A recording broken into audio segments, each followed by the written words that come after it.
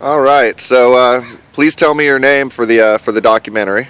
My name is Dennis Henschel, Okay. And how old are you, Dennis? 57. 57. You look great for 57. Thank you. It takes some work. How long have you been homeless? On and off for about a decade. Wow, 10 years. Now, how did you become homeless? What happened? Originally, I was divorced, lost everything, and child support, plus I wasn't able to maintain a home.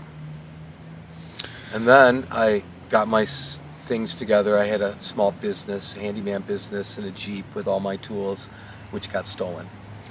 Right. That was in 2010. Now I make a living making bamboo flutes. And you just answered my next question, which is how do you make money while you're living out here?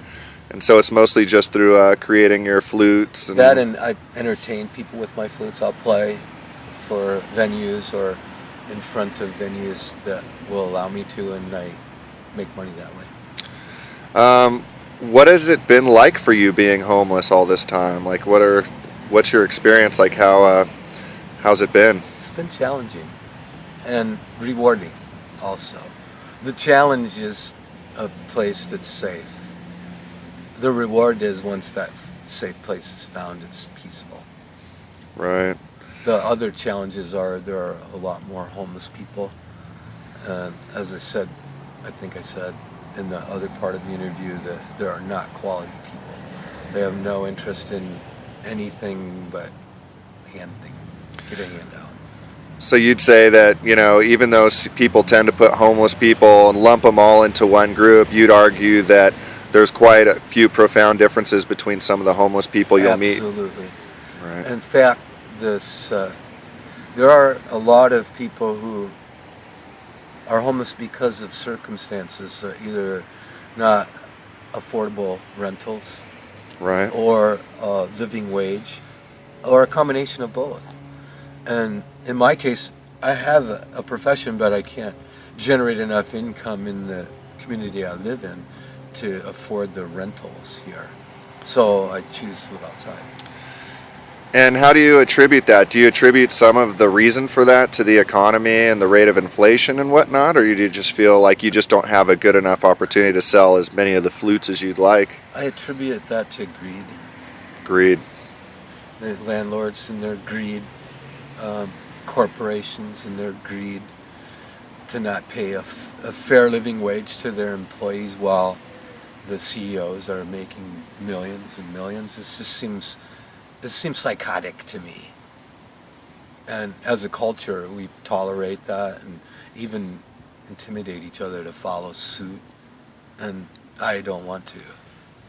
And why do you think people allow it to happen and people allow this to go on? That we can afford all these wars and afford all these things that seemingly have no positive impact on the general population, and yet let people have to struggle in the way that they have to. I think people are generally complacent because they feel like they can't do anything.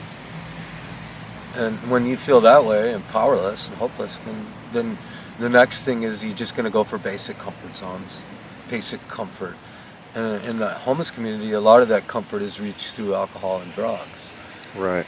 I'm not interested in that. I don't take any pharmaceuticals at all.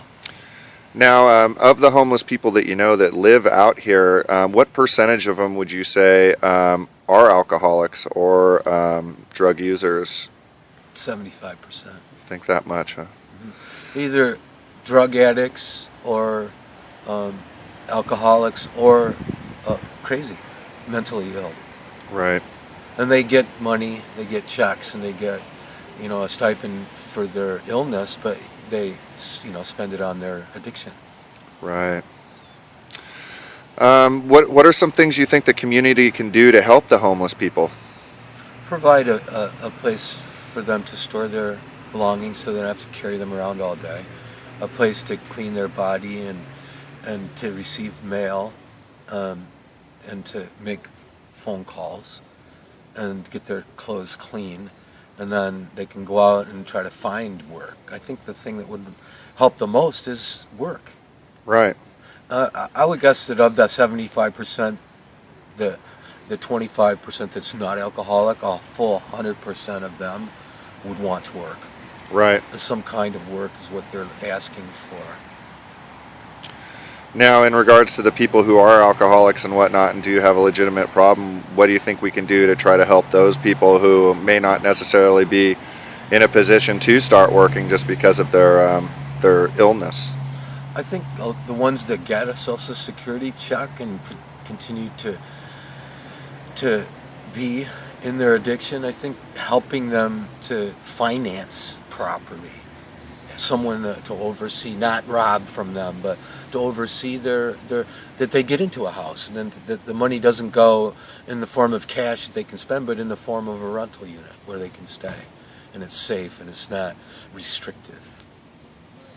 Do you find it strange that, we have like literally an entire city's worth of an abandoned military base with all that housing just kind of sitting there with all the boards over the doors and everything, and yet no one seems to like have an answer as to what to do with the stuff? Like maybe we could use that to try to help. What's even more ludicrous and to me insane is that then those same individuals that complain about the homeless population that are under their foot aren't willing to look at that option, which is a viable option.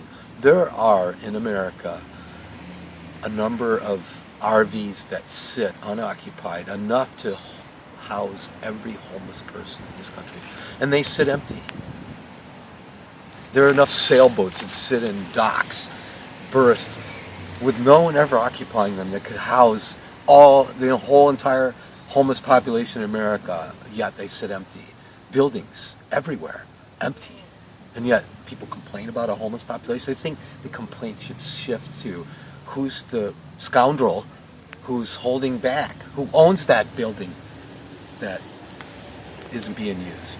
Shame on them for not helping the culture of the society.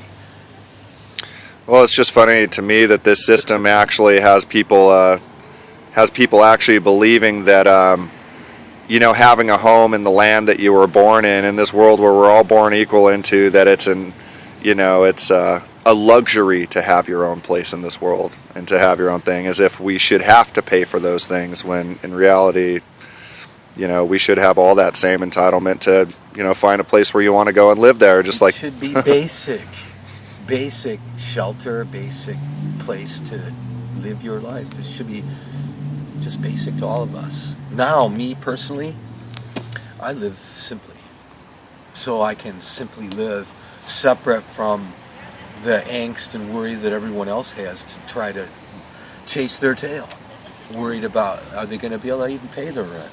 Right. That's a sad state of affairs. I agree. Now, what are your plans from here? I heard, today that you're planning on making a move and getting out of the Monterey area. What's your plans from here going forward? What I do is I found that I can sell my flutes at the hike and bike campgrounds up and down the coast, and European tourists are wonderful clientele to deal with. Right. And I sold 100 last year, and I'm hoping to sell even more this year. I'll go up the coast for the last part of spring and all of summer, and then the beginning of fall I return back to Monterey, my home. Right. Well, I'm definitely going to be one of your next customers here with the flute here, so at least that's one more. Now, what advice would you give to the homeless? Someone who is just recently become homeless, or maybe just don't know what it's like living out here and end up out here. What would be your advice to them? Don't succumb to drugs and alcohol as a comfort zone. Try to find a healthy addiction. Right. Meaning, make flutes. In my case, my healthy addictions are practicing yoga, making flutes, eating good, and helping people, and playing music. Find a healthy addiction, a place where you can find comfort in a world that's not that comfortable anymore. That would be my advice. Yeah, it sounds like really sound advice. Well, thank you so much for taking the time, Dennis. I really appreciate it. You're truly one of the last free men left in America, and I salute you, my friend. Thank you. All right. Good luck on your journey. Thank you.